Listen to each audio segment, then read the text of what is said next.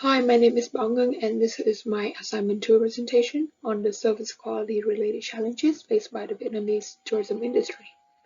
Now, for my report, I focus on price scams as a quality challenge. When tourists come to Vietnam, they often get overcharged or get cheated on when they pay for a product or service in Vietnam. And this is a really annoying service quality problem because instead of getting what you paid for, you get cheated on, you get scammed, which is not good at all for tourists, having an impression on the country that they travel to.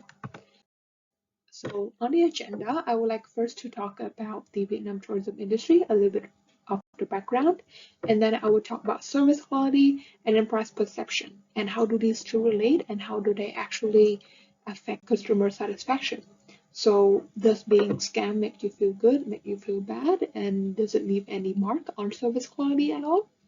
And then I will talk about the challenge itself, which is price grant, and what are the causes, what are the impacts. Finally, I will give some personal recommendations on how to tackle the problem for a better Vietnam tourism industry. Last year, they also received 12.5 million international arrivals. This is a 3.5 times increase from 2022 and generated almost $28 billion, which is a massive amount. And then this year, the industry is aiming at 18 million international arrivals coming to the country, and so far there have been around 3 million international arrivals, so that is looking quite positive for Vietnam. If you are an expat, if you are a local, or if you have visited Vietnam once or twice, you would know that the Vietnam tourism industry has many challenges and many troubles within. For example, the visa policies of Vietnam really trouble foreigners who want to visit Vietnam. And then when you go out, it is a lot of poor infrastructure where monuments are not properly kept or managed, or when you go out on the street, there are no sidewalk for pedestrians to walk. And then in overall, the country hasn't delivered its best service quality. So there are many problems, such as harassment when you buy something, and then cheating on the prices when you pay for something, or traffic, those many things. A lot of problems are hindering Vietnam from reaching its full potential as a tourism destination. So for my research, I focused on price scams as a challenge. Now, these are the comments that I have gathered from Vietnam Express, a pretty popular news outlet in Vietnam. And so these foreigners comments that they have been scammed so many times along with other problems that they just want to leave the country and they don't want to come back, and it damages the image of the country.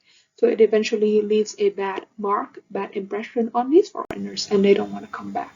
And that is a very huge problem that prevents Vietnam from growing. So because the problem is so prevalent and so popular, it always headlines newspaper once every month or once every few months. You would see an article saying cheating foreign tourists threatens Vietnam tourism recovery, and that is very true because it happens every single day to tourists.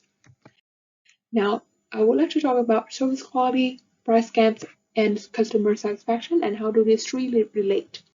So, service quality is the degree to which a service meets or exceeds the expectation of a customer when they use a service. Just like when you go to a hotel, if you hear from your friends or your family that a hotel is very good, you form a certain expectation in your mind.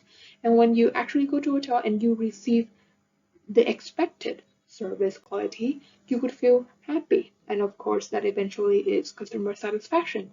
And company, businesses, hotels, restaurants, they always try to gain customer satisfaction to retain their customers in the long run. To measure service quality, Parasuraman in 1985 and his team developed a surf code model. This surf code model consists of 5 dimensions, which you would see and which you would expect or examine when you receive a service. So assurance, empathy, tangibles, reliability, and responsiveness.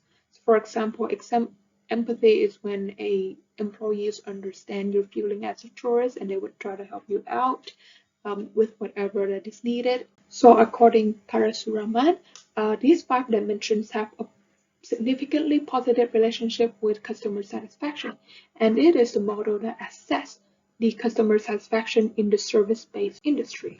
Now, where does price come to play? So of course, price perception is something that you already formed in your mind when you look at a product or when you expect a product or a service. So it is a universally agreed index on how customer determine the quality of a service or product.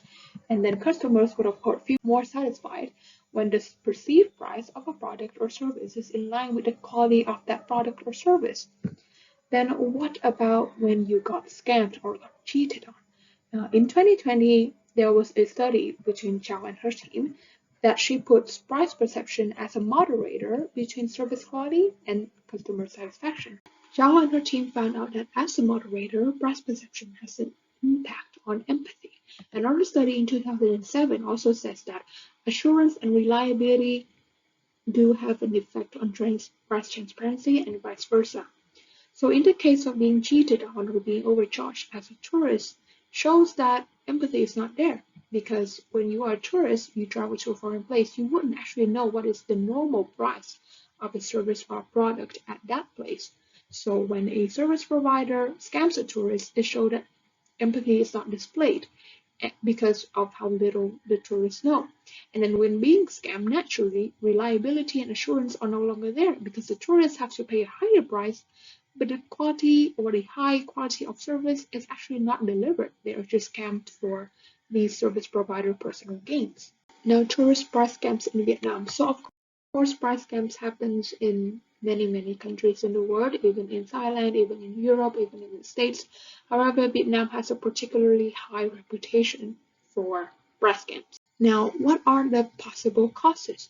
So, it is often from two roots. So, one is the service provider's mentality. So, they think that, okay, they only serve the tourists once, and because the tourists are on vacation, they are quite rich or people who are willing to pay. So if they can just have this scam or personal gain for once in their life, it will be alright. Like, no, they don't really think of the consequence. They don't really care about customer loyalty because they only see these tourists once anyway. And new tourists would come eventually.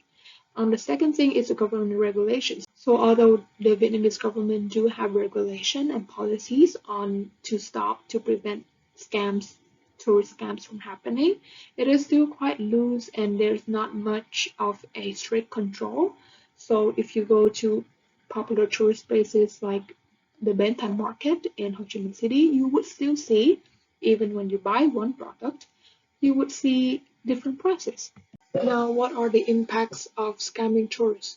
So, of course, these impacts are very negative. And first, we have dissatisfaction. When, as explained earlier, if a tourist is cheated or being scammed on their hard-earned money, no one would feel satisfied at all. And if you feel dissatisfied enough, you would have the urge to tell other people about your experience, and this would generate negative words of mouth marketing. And this damages the country reputation as well. If the tourists would feel, along with other factors, that negative experience that they feel in Vietnam, they would completely avoid coming back to the country, or on the other hand, they can also damage the economy by not spending just to avoid being scammed. Now, finally, I have some recommendation on how to tackle the problem, and they all root from the government. First, we have stricter regulation, public awareness and reward programs. So for stricter regulation, it is about trying to prohibit the scammers completely.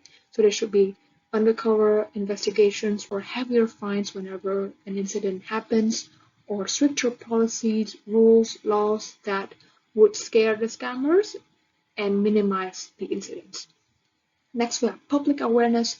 So the government should try to increase the awareness of tourists before they come to Vietnam, provide as many information as possible when the tourists are in the country to avoid these scams. And maybe there should also be a hotline operation for tourists to report and encourage tourists to report regularly so that these scammers can be caught red-handed. And next we have reward programs. So I think that the government can also develop programs or that promote ethical business practices.